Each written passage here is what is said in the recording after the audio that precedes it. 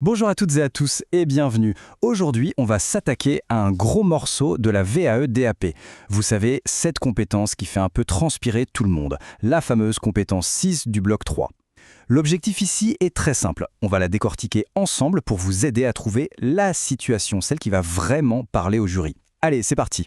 Voilà la question qui nous amène ici. Cette compétence, elle peut paraître un peu abstraite, un peu floue. On nous parle de communication, de soins relationnels.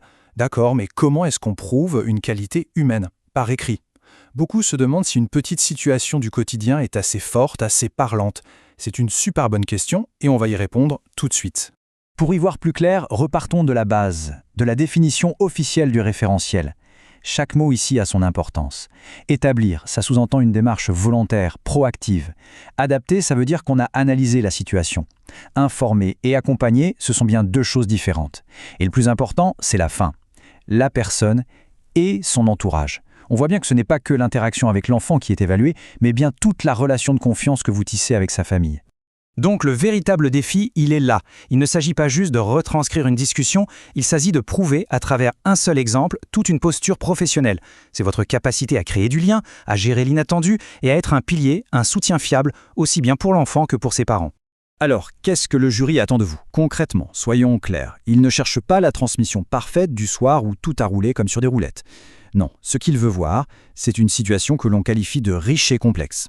Autrement dit, un moment qui a demandé de l'ajustement, de la réflexion et qui montre plusieurs facettes de votre savoir-faire.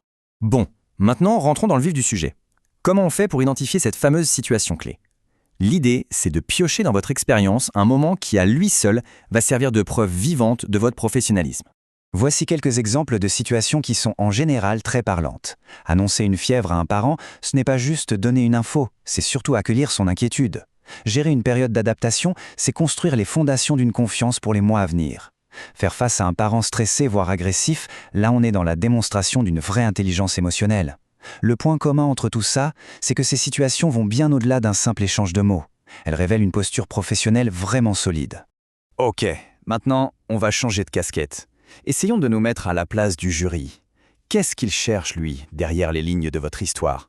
Parce qu'il ne lit pas une anecdote pour le plaisir, il cherche des indicateurs de compétences bien précis.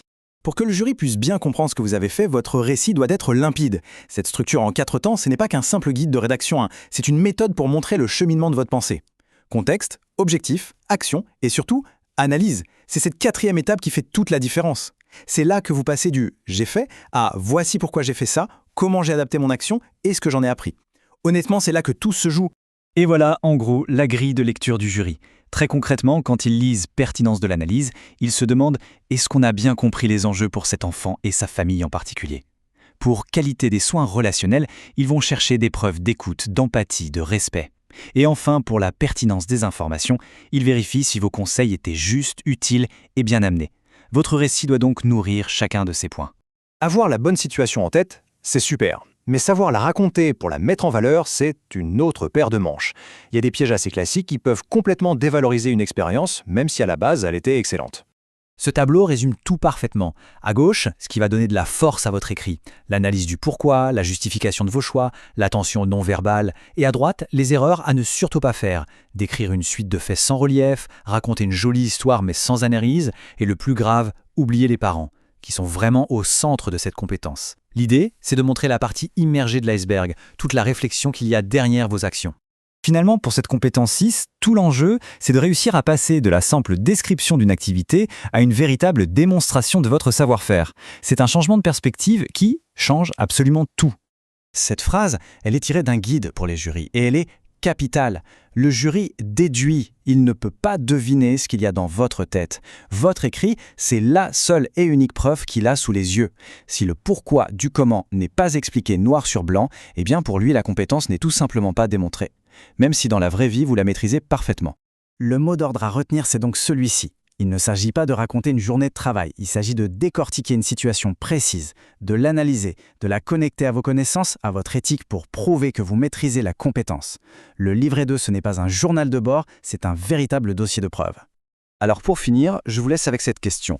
Prenez un instant, repensez à votre parcours. Quelle est cette interaction, peut-être difficile, peut-être très intense, qui vous a demandé de mobiliser tout ce que vous êtes en tant que professionnel? C'est très certainement cette situation-là qui est la bonne. C'est elle qui parlera le mieux de qui vous êtes aujourd'hui.